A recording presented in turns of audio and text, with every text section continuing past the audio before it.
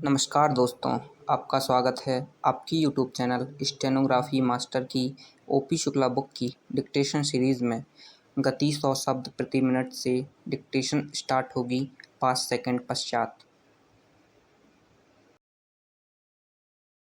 Start. उपाध्यक्ष महोदय, इस नए 20 सूत्री कार्यक्रम में भी शिक्षा के ऊपर काफ़ी जोर दिया गया है। मुझे विश्वास है कि उनको कानून का जामा भी पहनाया जाएगा।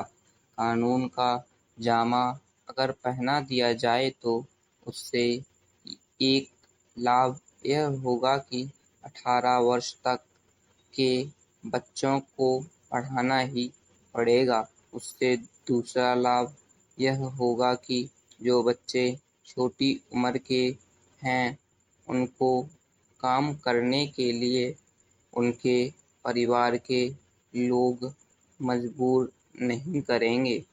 मैं आपसे एक और निवेदन इस संबंध में करना चाहता हूँ।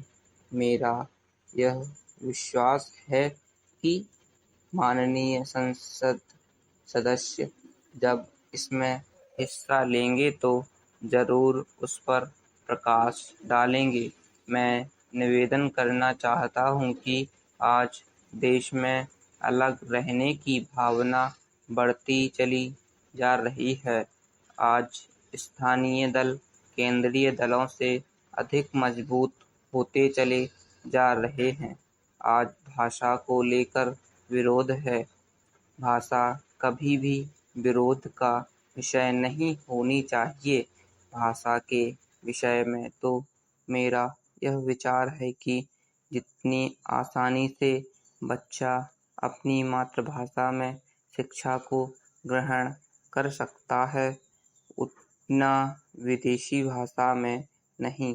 विदेशी भाषा चाहे कितनी लचीली क्यों न हो, चाहे कितनी विकसित क्यों न हो, उससे बच्चे का विकास नहीं हो सकता। बच्चे की बुद्धि का विकास जितना उसकी मातृभाषा में किया जा सकता है, उतना विदेशी भाषा के आधार पर नहीं किया जा सकता। मेरी यह भी प्रार्थना है कि उस देश में विदेशी भाषाओं को प्रोत्साहन मिले। महात्मा गांधी जी ने कहा था कि मैं नहीं चाहूँगा कि मेरा देश एक कोठी बनकर रह जाए। महात्मा गांधी चाहते थे कि सभी प्रगतिशील राष्ट्रों के साथ मिलजुल कर हम चलें। मैं इस विचार का समर्थक हूँ। मैं किसी भाषा का विरोधी नहीं हूँ, लेकिन मातृभाषा में जितनी तेजी के साथ, जितनी मजबूती के साथ बच्चे की बुद्धि का विकास हो सकता है, उतना अंग्रेजी से नहीं हो सकता है। तमिल भाषा के बच्चे की बुद्धि हिंदी या अंग्रेजी से नहीं बढ़ सकती। इसी तरह से मराठी और बंगला भाषा का है।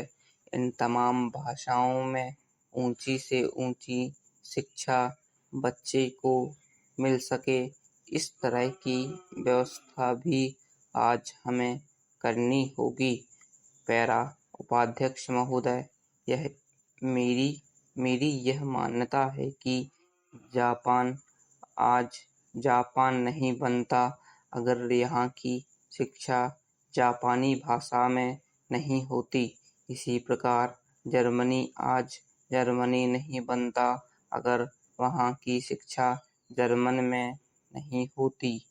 मेरा यह विश्वास है कि रूस आज रूस नहीं बनता अगर वहाँ रूसी भाषा में शिक्षा नहीं होती।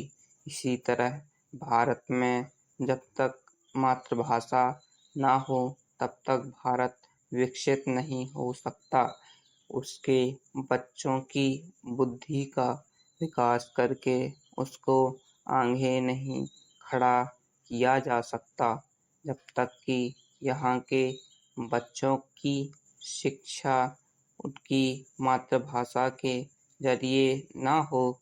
इसलिए जहाँ यह शिक्षा की प्रणाली 18 वर्ष के बच्चों को अनिवार्य हो, वहाँ यदि इसके लिए आवश्यकता पड़े तो संविधान में संशोधन करना चाहिए।